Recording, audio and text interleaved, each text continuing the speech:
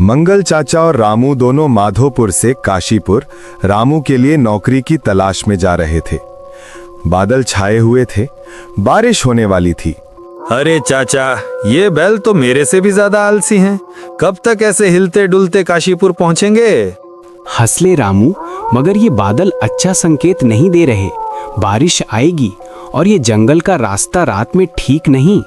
अरे चाचा, बारिश आएगी तो क्या, भीग जाएंगे, नहा लेंगे, गर्मी में ठंडक मिलेगी, मजा आएगा। अरे मजा रामू, तुझे होश कब आएगा? तू हंसी मजाक में सब भूल जाता है। लेकिन ये जगह खेल तमाशे की नहीं है। ये जंगल, ये तो बरसों से सुनसान पड़ा है। कहानियों में तो ये तक कहा जाता है कि रात के समय यहाँ भूत प्रेत अपना डेरा डालते हैं। ओ चाचा, भूत प्रेत?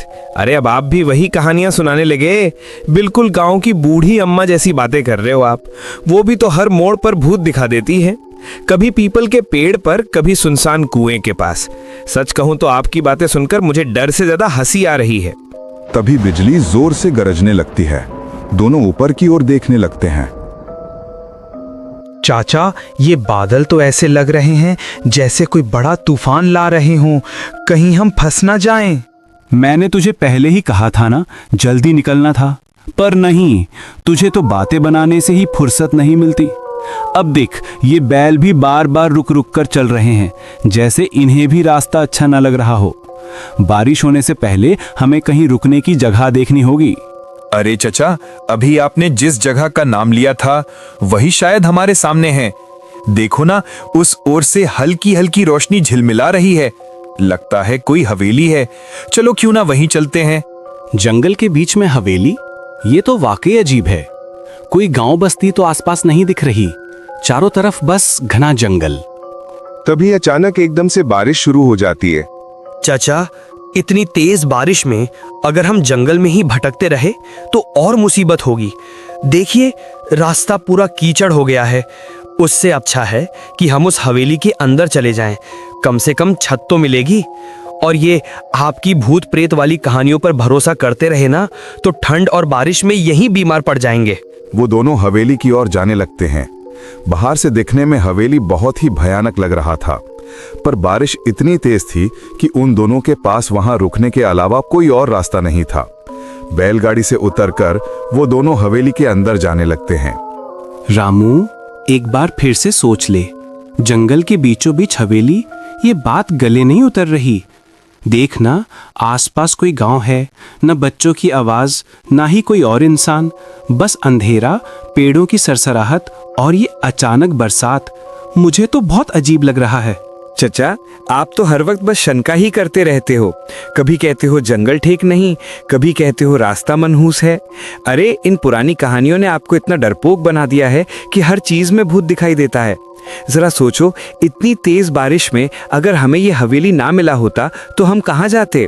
कम से कम छत तो है हमारे सिर पे, और आप हैं कि मिलने वाली राहत में भी सिर्फ शक ही ढूंढ रहे हो। वो हवेली के अंदर आ जाते हैं, जहां पर कुछ बच्चे नीचे बैठे थे और उनके दादाजी उन बच्चों को पढ़ा रहे थे।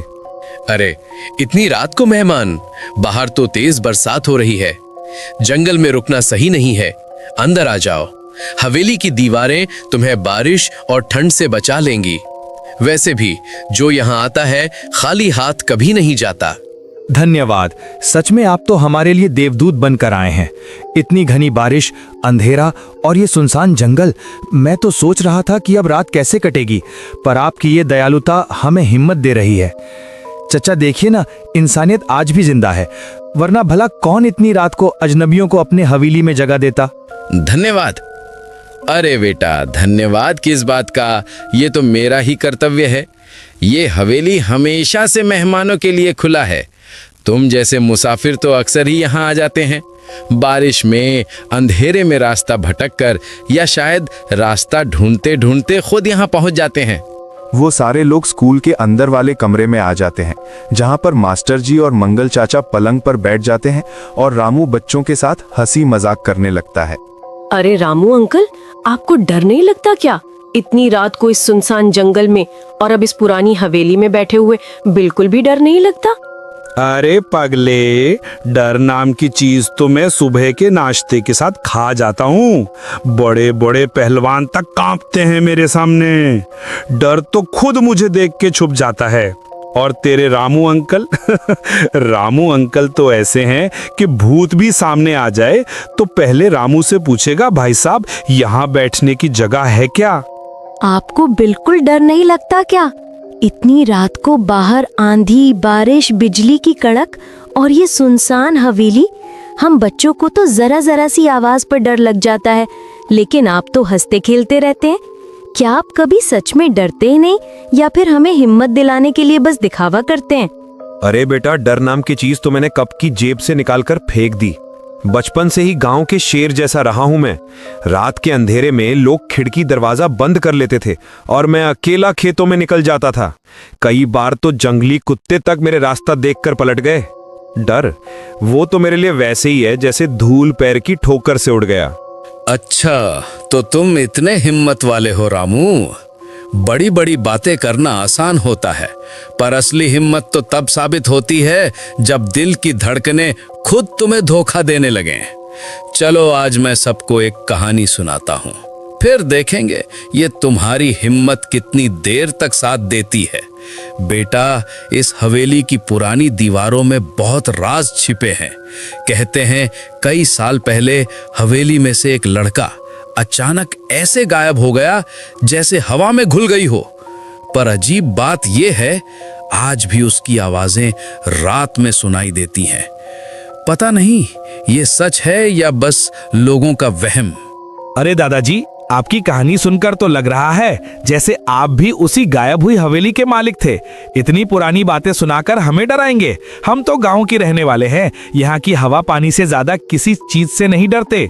ठीक है बेटा, तुम हंसी मजाक बनाते रहो। जब सामने आएगा तो असली ताकत का पता चल ही जाएगा। चलो बच्चों, अब तुम्हारा सोने का समय हो गया है। इन अंकल को भी सोने दो, हम चलते हैं। रामू, तुझे कुछ अजीब नहीं लगता इन लोगों के बारे में? मुझे तो इनकी बातें ही कुछ ठीक नहीं लगती, और जिस तरह से हाव भाव बदलते हैं उसमें भी कुछ गड़बड़ है। जैसे ये लोग वैसा नहीं है जैसा दिख रहे हैं। अरे चचा, फिर से शुरू हो गए। भूत भूत कुछ नहीं होते। आपने देखा नहीं क्या कैसे वो बच्चे मेरे साथ खेल रहे थे? अगर भूत होते तो क्या ऐसे हंसते खेलते मेरे साथ समय बिताते? देखो रामू, ये दुनिया हमेशा वैसी नहीं होती जैसी आंखों को दिखती है। कभी कभी इंसान को वही नजर आता है जो उसे देखना चाहिए।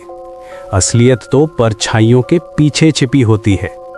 तुम्हें लग रहा है सब ठीक है, बच्चे खेल रहे हैं, हंसी मजाक हो रहा है, लेकिन बेटा, रात का समय धोखा देने में सबसे तेज होता है। खैर, अभी तुम थक गए, सो जाओ। रात धीरे धीरे कट गई। रामू सो गया। वही मंगल चाचा पलंग पर बैठा रहा, खिड़की से आती ठंडी हवा और बारिश की आवाज सुनते हुई। अगले दिन रामू और मंगल चाचा जाने के लिए तैयार खड़े थे। अंकल अंकल, आप मत जाइए ना, मुझे बिल्कुल भी अच्छा नहीं लग रहा कि आप वहाँ जाएं। अब यहीं हमारे पास रहें। हम सब चाहते हैं कि आप हमारे साथ ही रहें। अरे बेटा, मुझे जाना तो पड़ेगा, पर कोई बात नहीं, डर मत। मैं वापस आता आता तुमसे मिल के जाऊंगा। तब तक तुम यहीं पढ़ाई करो, अपने दोस्तों के साथ खेलो और अपनी पढ़ाई पे ध्यान दो। कोई बात नहीं बच्चों, अंकल को जाने दो, आप चिंता मत करो। ये अंकल अब हमारे पास ही रहेंगे, चाहे वे खुद को दूर समझे या समय उन्हें यहाँ लाने में देर करे, फिर भी वे हमेशा यहीं आएंगे। बस तुम लोग शांत रहो, अपनी पढ़ाई पर ध्यान दो और कोई फिक्र मत करो। मंगल और रामू बैलगाड़ी पर बैठते हैं और काशीपुर की ओर बढ़ने लगते हैं। अरे रामू, तुमने मास्टर जी की वो बात सुनी? उसने जो अंदाज अपनाया था, मुझे तो उसकी आंखों में एक अजीब सी चमक दिखी, जैसे अंदर से वो बहुत खुश है और कुछ छुपा रहा हो। सच में उसकी ये खुशी और वो रहस्यमय हाव भाव, कुछ तो गड़बड़ है। हाँ चचा, उसकी ये बात मैंने भी ध्यान से सुनी। भला मैं उनके साथ क्यों रहूं? लगता था जैसे मानो मैं कोई काम करने नहीं आया, बल्कि हवेली में फिर से दाखिला लेने आया हूँ। सच में उसकी बातों और हाव भाव में कुछ अजीब मजाक था, जो सुनकर हंसी भी आती है और हल्का डर भी महसूस होता है। मैं भी तो कब से तुम्हें यही समझाने की कोशिश कर रहा था रामू, पर तुम हो कि मेरी बात सुनने को तैयार ही नहीं थे।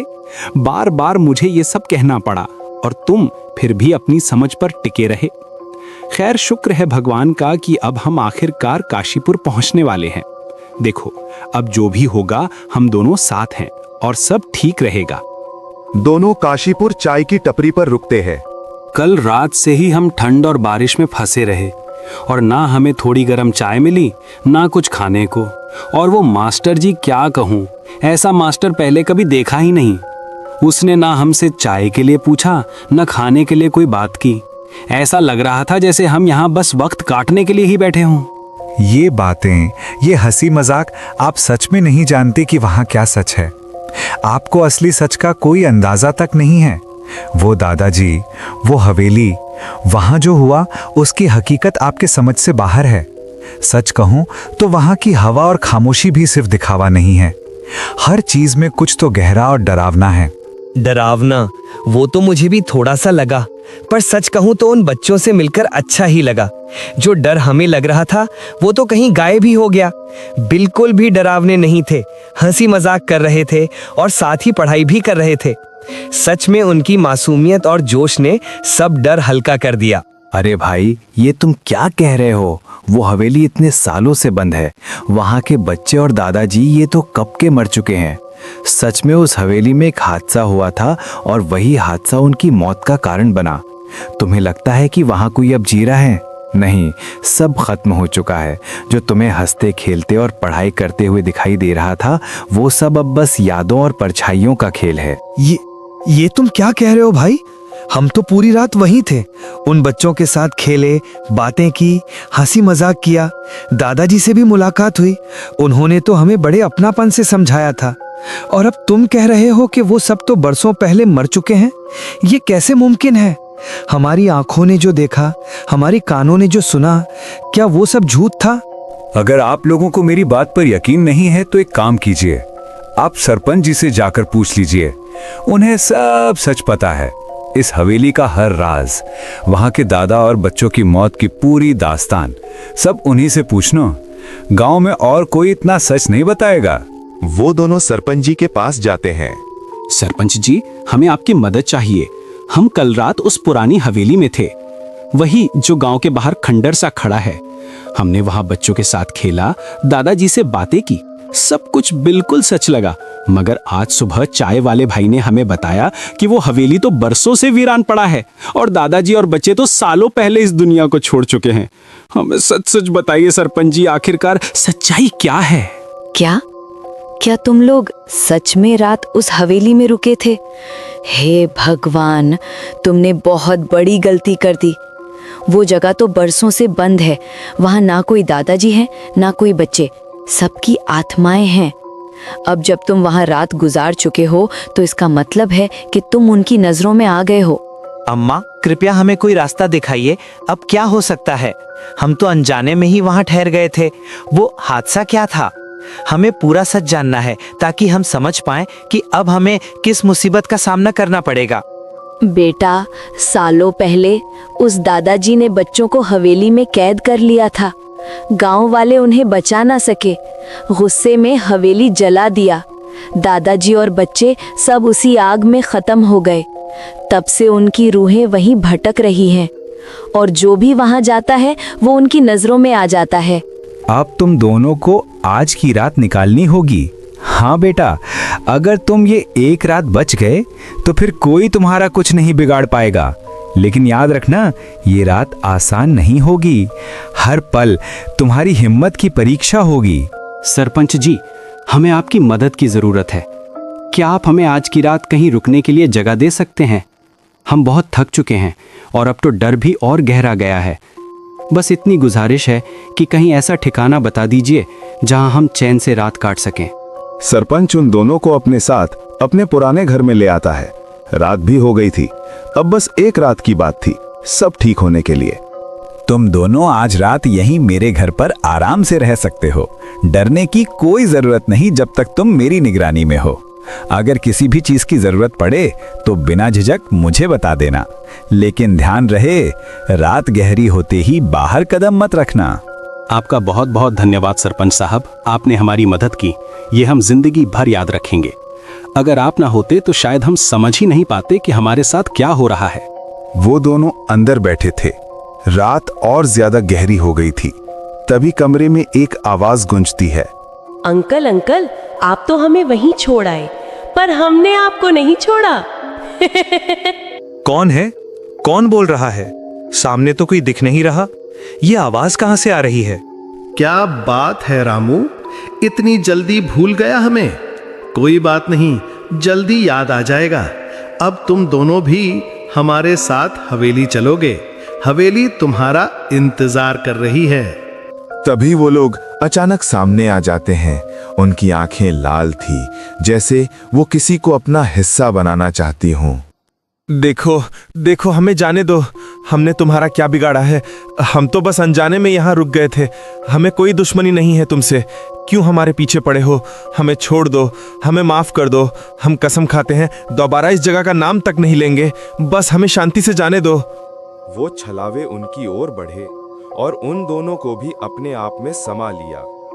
अगले दिन रामू और मंगल की खबर सारे गांव में फैल गई। चाय वाला और सरपंच दोनों आपस में बात कर रहे थे। बहुत बुरा हुआ उन बेचारों के साथ। मासूम थे वो।